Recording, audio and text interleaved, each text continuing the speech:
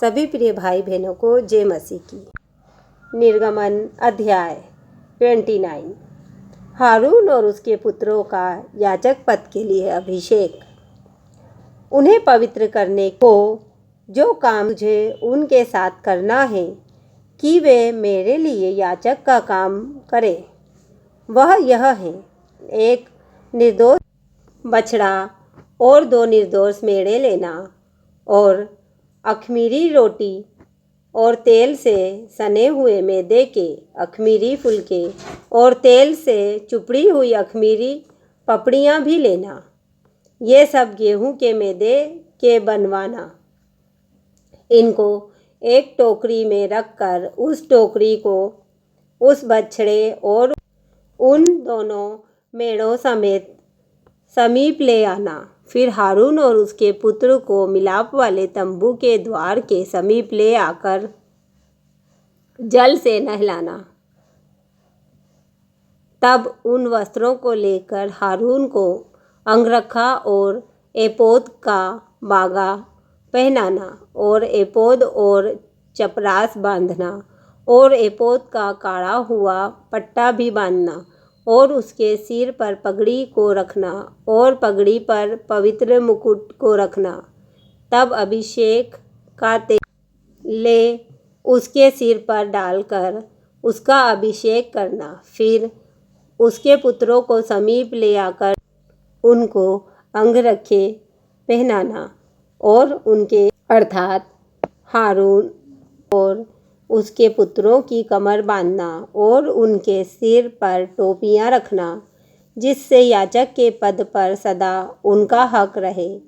इस प्रकार हारून और उसके पुत्रों का संस्कार करना। तब बछड़े को मिलाप वाले तंबू के सामने समीप ले आना। हारून और उसके पुत्र बछड़े के सिर पर अपने अपने हाथ रखें। तब उस बछड़े को यहोवा के सम्मुख मिलाप वाले तंबू के द्वार पर बलि करना, और बछड़े के लहू में से कुछ लेकर अपनी उंगली से वेदी के सींगों पर लगाना, और शेष सब लहू को वेदी के पाए पर उंडेल देना। और जिस चर्बी से अतड़ियाँ ढपी रहती हैं और जो झिल्ली कलेजे के ऊपर होती है, उनको और दोनों गुर्दों को उनके ऊपर की चर्बी समेत लेकर सबको वेदी पर जलाना। परंतु बछड़े का मांस और खाल और गोबर छावनी से बाहर आग में जला देना, क्योंकि वह पाप बलि होगा। फिर एक मेढ़ा लेना, और हारून और उसके पुत्र उसके सिर पर अपने अपने हाथ रखें। तब उस मेढ़े को बलि करना, और उसका लहू लेकर वेदी पर चारों ओर छिड़कना।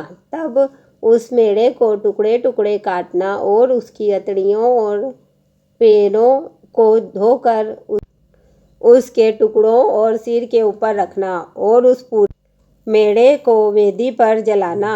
यह तो यहोवा के लिए होमबलि होगा, वह सुखदायक सुगंध और यहोवा के लिए हवन होगा।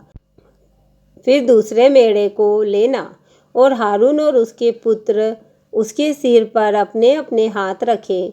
तब उस मेढ़े को बलि करना, और उसके लहू में से कुछ लेकर हारून और उसके पुत्रों के दाहिने कान के सिरे पर और उनके दाहिने हाथ और दाहिने पाँव के अंगूठों पर लगाना, और लहू को वेदी पर चारों ओर छिड़क देना।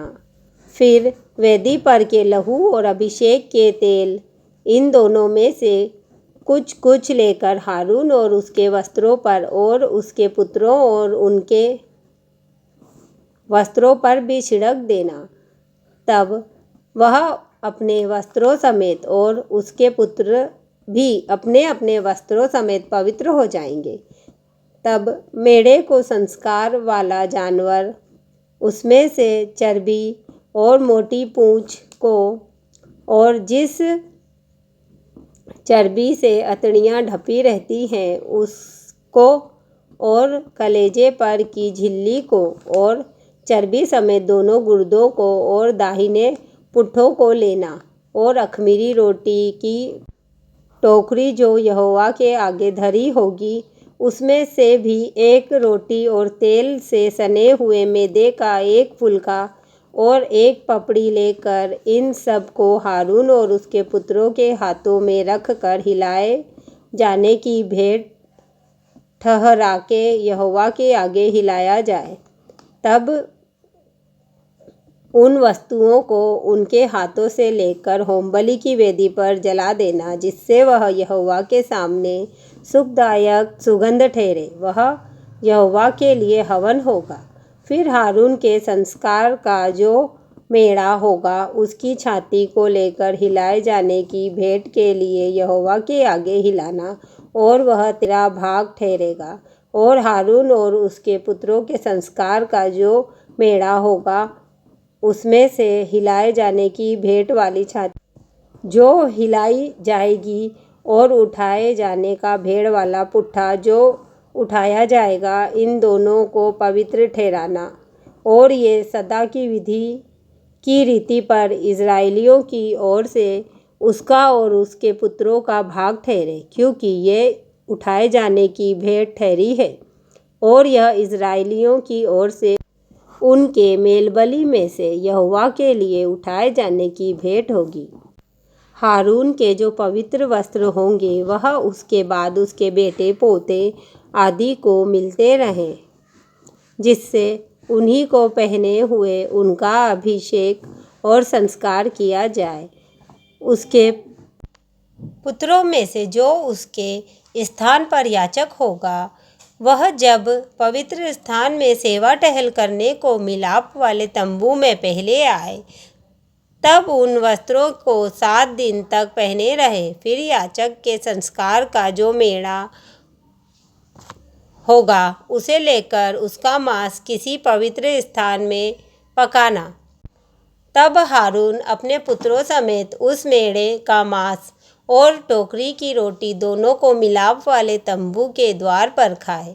जिन पदार्थों से उनका संस्कार और उन्हें पवित्र करने के लिए प्रायश्चित किया जाएगा, उनको तो वे खाएं, परंतु पराए कुल का कोई उन्हें ना खाने पाए, क्योंकि वे पवित्र होंगे।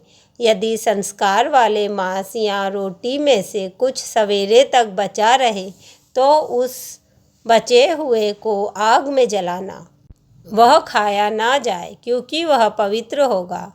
मैंने तुझे जो जो आज्ञा दी है, उन सबों के अनुसार तू हारून और उसके पुत्रों से करना, और 7 दिन तक उनका संस्कार करते रहना, अर्थात पाप बलि का एक बछड़ा प्रायश्चित के लिए प्रतिदिन चढ़ाना, वेदी को भी प्रायश्चित करने के समय शुद्ध करना, और उसे पवित्र करने के लिए उसका अभिषेक करना। 7 दिन तक वेदी के लिए प्रायश्चित करके उसे पवित्र करना, और वेदी परम पवित्र ठहरेगी, और जो कुछ उससे छू जाएगा वह भी पवित्र हो जाएगा। जो तुझे वेदी पर नित्य चढ़ाना होगा, वह यह है: प्रतिदिन 1 वर्ष के 2 भेड़ के बच्चे। एक भेड़ के बच्चे को तो भोर के समय और दूसरे भेड़ के बच्चे को गोधूली के समय चढ़ाना, और पहले भेड़ के बच्चे के संग हीन की चौथाई कूट के निकाले हुए तेल से सना हुआ एपा का 10वां भाग मेढ़ा, और अर्घ के लिए हीन की चौड़ाई दाख मधु देना, और दूसरे भेड़ के बच्चे को गोधूली के समय चढ़ाना, और उसके साथ भोर की रीति के अनुसार अन्नबलि और अर्घ दोनों देना, जिससे वह सुखदायक सुगंध और यहोवा के लिए हवन ठहरे। तुम्हारी पीढ़ी से पीढ़ी में यहोवा के आगे मिलाप वाले तंबू के द्वार पर नित्य ऐसा ही होम बलि हुआ करे। यह वह स्थान है जिसमें मैं तुम लोगों से इसलिए मिला करूँगा कि तुम से बातें करूँ। मैं इज़राइलियों से वहीं मिला करूँगा, और वह तंबू मेरे तेज से पवित्र किया जाएगा और मैं मिलाप वाले तंबू और वेदी को पवित्र करूँगा और हारून और उसके पुत्रों को भी पवित्र करूँगा कि वे मेरे लिए याजक का काम करें। और मैं इस्राएलियों के मध्य निवास करूँगा और उनका परमेश्वर ठहरूँगा। तब वे जान लेंगे कि मैं यहोवा उनका परमेश्वर हूँ, जो उनको मिस्र देश से इसलिए निकाल ले आया कि उनके मध्य निवास करूँ। मैं ही उनका परमेश्वर यहोवा हूँ। आमीन।